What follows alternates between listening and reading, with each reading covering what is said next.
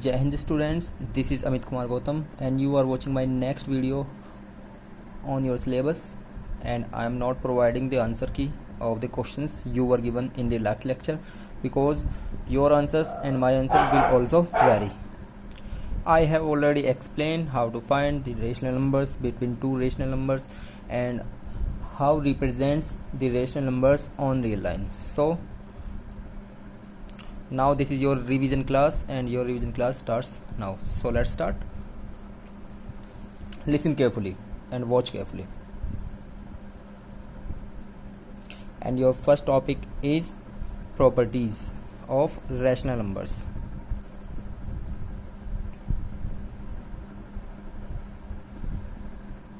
Your first property is commutative property, and you very well know what is the statement of this property.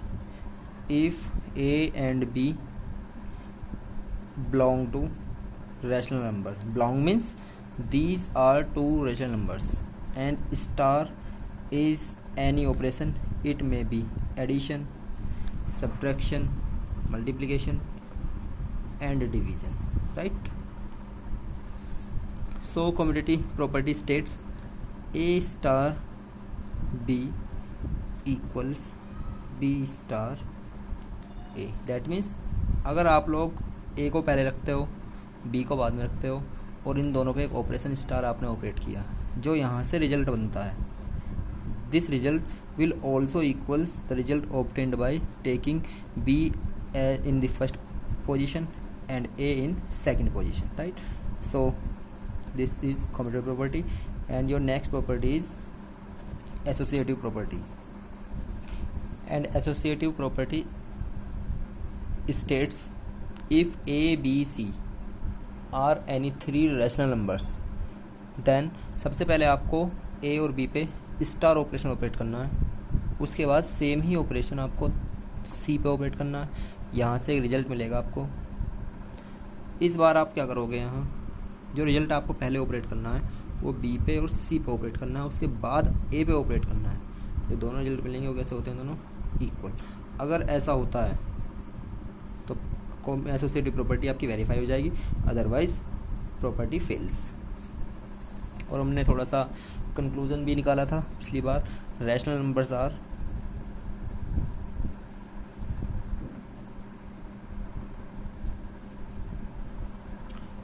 addition and multiplication both are commutative as well both are associative.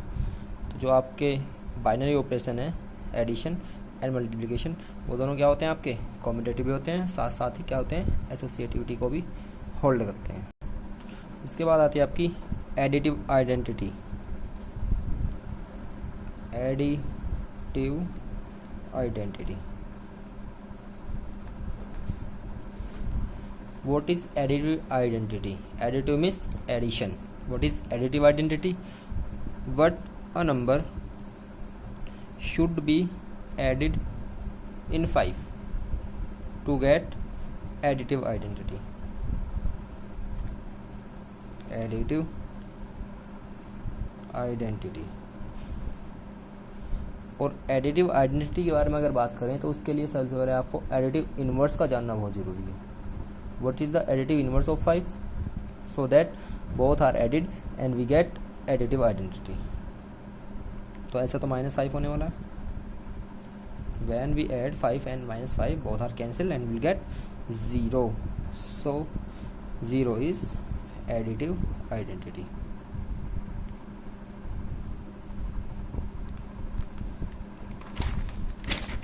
Of rational numbers. तो rational numbers की identity क्या होती है आपकी, 0, right.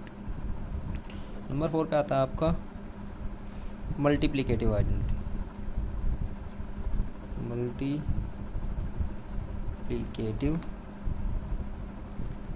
Identity. Same here, what a number should be multiply in 1/13 to get multiplicative identity. Multiplicative identity. तो 1/13 में तो 13 का मल्टीप्लाई करेंगे तब जाके, मैंने बताया था आपको reciprocal, and you very well know what is reciprocal. 13 से 13 कैंसिल हो जाना है, तो उसका क्या बचने वाला है आपका 1. So multiplicative identity of any numbers, you can say multiplicative identity of rational numbers is 1 and additive identity of rational numbers is 0. तो 1 आपकी क्या हुई additive identity, sorry multiplicative identity, और 0 क्या होगा आपका additive identity. And there are two distributive law.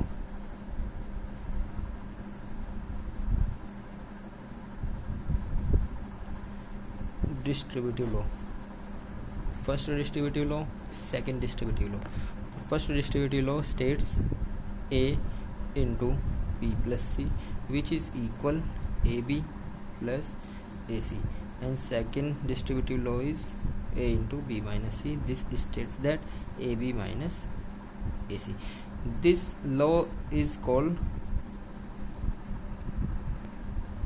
multiplication distributive law over addition. And this law, the name of this law is multiplication distributive law over subtraction. Yes, because यहाँ पे negative sign आया है तो आप यहाँ बोलोगे distribution of multiplication with negative sign, you can say subtraction. And this law is multiplication distribution over addition. उसके बाद मैंने आपको बताया था how to find rational numbers, how to find count rational numbers between any two rational numbers, and there were two methods. Method 1, suppose you are given some numbers, suppose 3 by 5 and 4 by 5, suppose only, and you have to find 5 rationals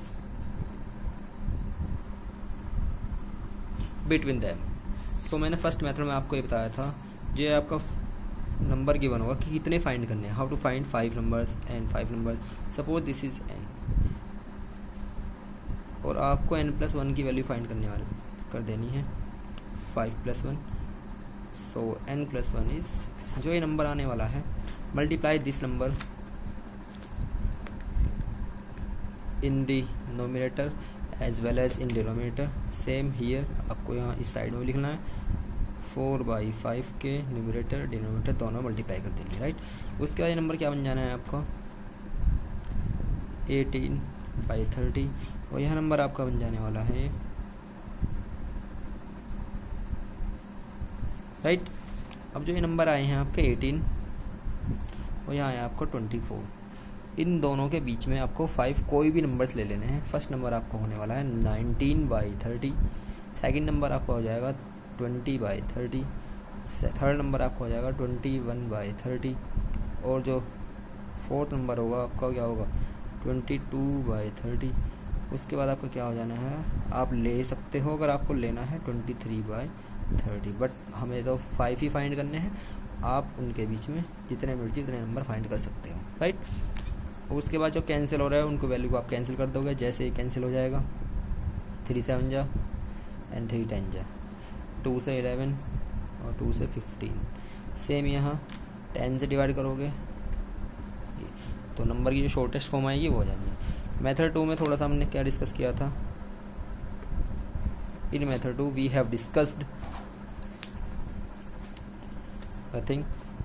your first number is this and your second number is this. तो मैंने simply आपको बताया था अगर आपको first number find करना है, पहला क्या नंबर आने वाला है, add both the numbers and divide by 2, this will be your first number. And what is the number, take LCM of this thing, you will get 7/10. This is your first number, right. अब जो आपका first number आया है, जो उन 5 में से एक होगा वो ये फर्स्ट नंबर आया. अब आपको इसको फर्स्ट नंबर कंसिडर कर लेना है, ये आपका सेकंड है. अब आपको इन दोनों के साथ फिर से सेम काम करना है. क्या काम करना है, take 7/10 as your first number, 7/10 it is your first number. Add this number with 4/5, again divide by 2, this will be your second one. This the value of this is what, 5 2 जा 10, तो 2 का यहाँ मल्टीप्लाई 2 से divide करोगे, LCM 10 और 10 हो जाना है. 4 2 जा 8, 8 and 7 15/20। आप इसको कैंसिल कर दोगे थोड़ा सा, this will B 3/4। This is your second. अब जो सेकंड नंबर आया है, अब आप उसको फर्स्ट कंसिडर कर लोगे, और जो लास्ट आपका होने वाला था वो 4/5 है। आप सेम प्रोसेसिंग करोगे कब तक, जब तक आपके 5 नंबर्स कंप्लीट नहीं हो जाएंगे, right. Now your revision is over and now I am going to next chapter, and your next chapter is linear equation in one variable. Students, you are familiar with equations and variable. I also explain, मैं एक बार यहाँ explain कर दूंगा फिर भी, कि variables किसे बोलते हैं, कॉन्स्टेंट किसे बोलते हैं, इक्वेशंस किसे बोलते हैं, और लीनियर किसे बोलते हैं, right. So watch and listen carefully. First of all I will tell you what is variable. Variable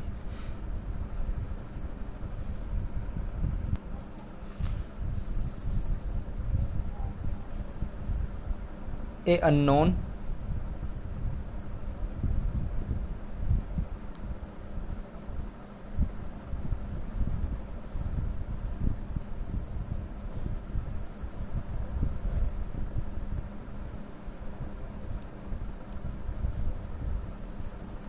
चलिए थोड़ा एग्जाम्पल के थ्रू समझाऊंगा, जरा ध्यान दीजिएगा।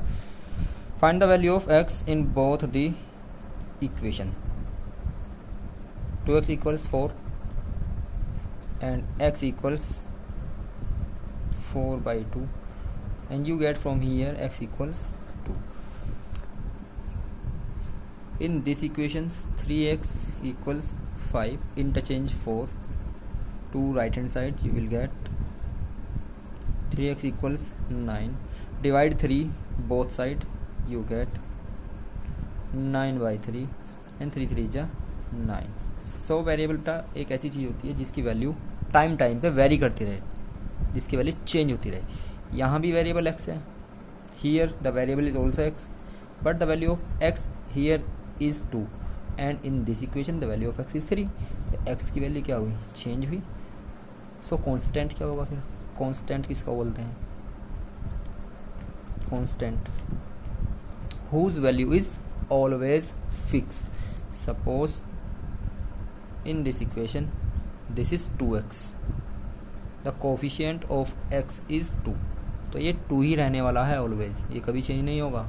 2 के प्लेस आप 3 नहीं लिख सकते, अपनी मर्जी से लिख दिया। यहाँ जो कांस्टेंट है आपका 3 कांस्टेंट है, 4 भी आपका कांस्टेंट है, 5 भी कांस्टेंट है आपका। ऐसे यहाँ पर आपका 5 कांस्टेंट, 1 इज ऑल्सो कांस्टेंट। तो कांस्टेंट की वैल्यू कभी चेंज नहीं होती है, बट वेरिएबल्स की वैल्यू चेंज होती रहती है, राइट। चलिए बात करते हैं इस लीनियर का क्या मीनिंग होने वाला है। You have already studied in your earlier classes what is equation. There are various kind of equation, but in your syllabus there is only linear equations. Equation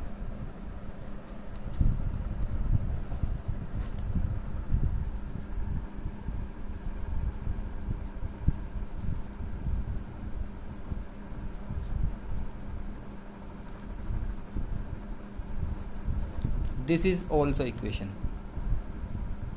3x square 5y minus x plus 2 equals 0.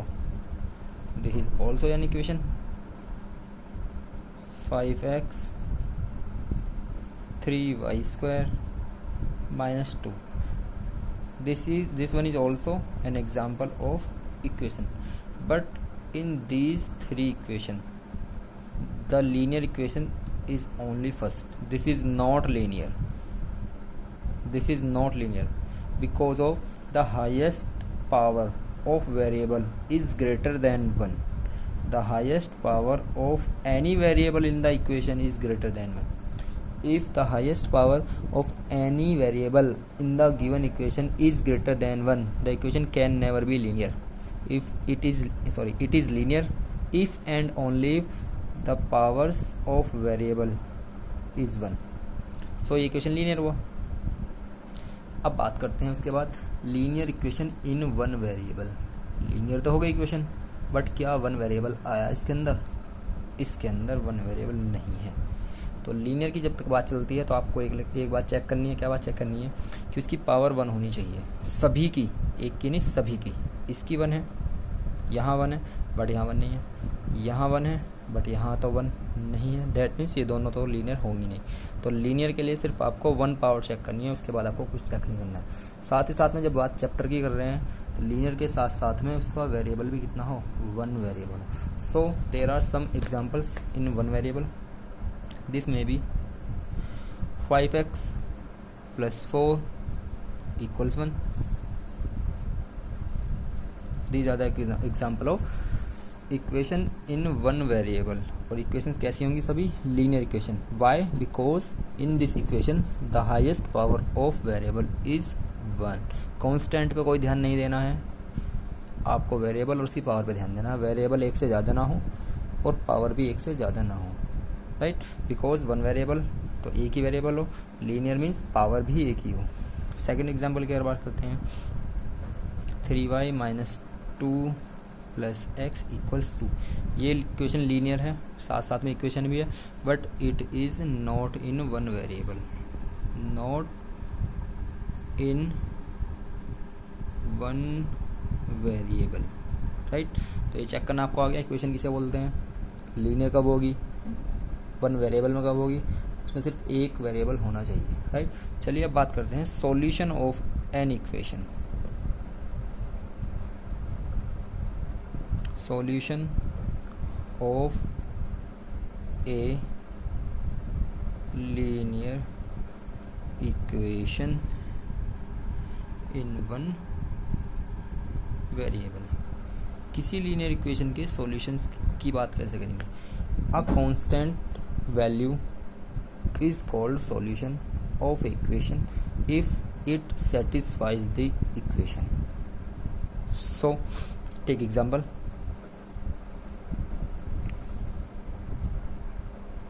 5x - 3 = 2. Consider a linear equation 5x - 3 = 2. Suppose this is your linear equation. What is the solution of the equation? You very well know x is what? X is variable here. You just focus on variable every time. तो आपको इस side में सिर्फ इस variable और इसके जो भी कोफिशिएंट है इसको ही छोड़ देना है। दैट मीन्स इसका मतलब तो ये हुआ, जो एक्स्ट्रा चीज़ आई है, एक्स्ट्रा चीज़ क्या हुई, -3 आपको रिमूव करना है। और -3 को रिमूव करने का एक ही तरीका है। -3 का मैंने पहले ही एडिटिव इन्वर्स डिफाइन कर चुका हूँ। What is the additive inverse of -3? What it is, +3। So add in step first, add 3 in both sides. 5x - 3 2 + 3, ये 3 हमने दोनों तरफ ऐड किया, 3 - 3 cancel. So we are having now, अब वेरिएबल तो x है, 5 कोई वेरिएबल है, इसका मतलब 5 भी एक्स्ट्रा चीज़ हुई। अब ये 5 भी आपको हटाना पड़ेगा, हटाने का एक ही तरीका है, मल्टीप्लाई में आया है। और 5 का मल्टीप्लिकेटिव इन्वर्स क्या होता है, मैं पहले ही डिस्कस कर चुका हूँ लास्ट चैप्टर में।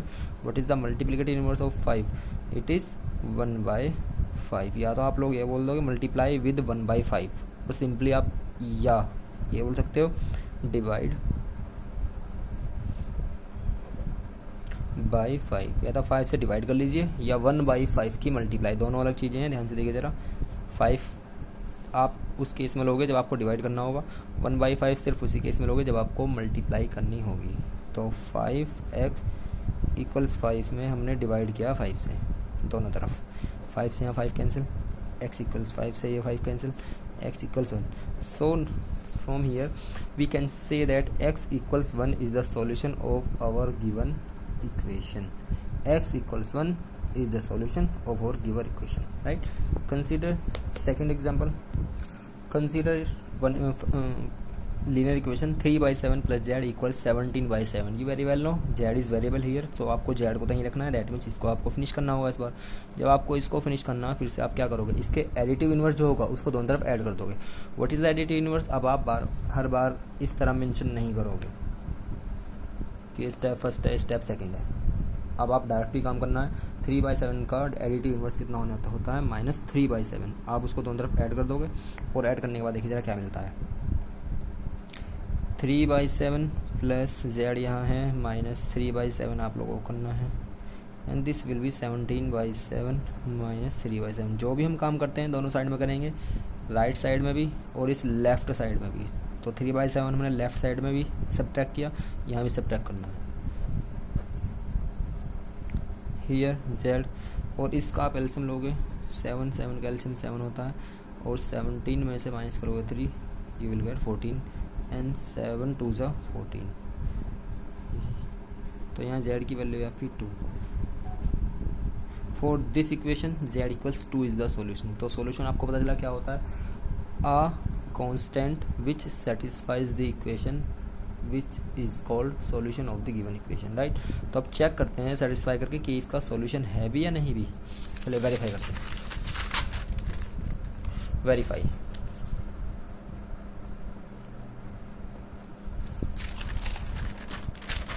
Three by seven